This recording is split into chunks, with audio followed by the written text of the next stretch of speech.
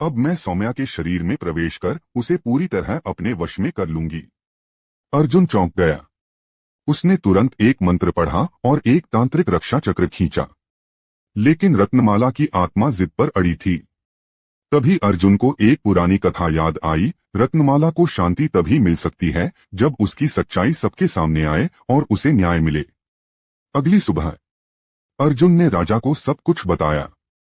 शुरू में तो किसी को विश्वास नहीं हुआ, पर अर्जुन ने आईने के सामने सबके सामने वही प्रक्रिया दोहराई। इस बार रत्नमाला की आत्मा प्रकट हुई और अपने ऊपर हुए अत्याचार की कहानी सुनाई। राजा सुरेश्वर ने मुझे बेवजह जादूटोना करने का दोषी ठहराया था, जबकि सच्चाई यह थी कि मैं एक विदुषी थी जो ज्योतिष और औषधि की जानकारी रखती थी।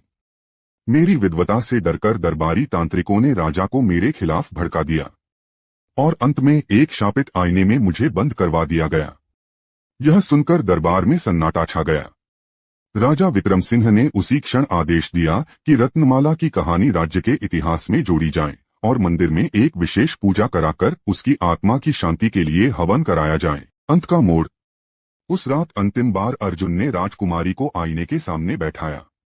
रत्नमाला की आत्मा प्रकट हुई, पर इस बार उसके चेहरे पर शांति थी। वह बोली, अब मुझे मुक्ति मिली।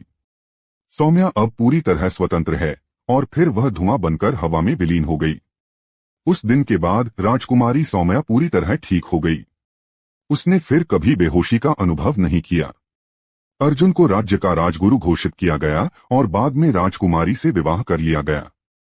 राज्य में फिर से खुशहाली लौट आई और वह आईना जिसे सबने शापित माना था, अब एक यादगार प्रतीक बन गया। इस बात का कि सच चाहे जितना भी छिपाया जाए, समय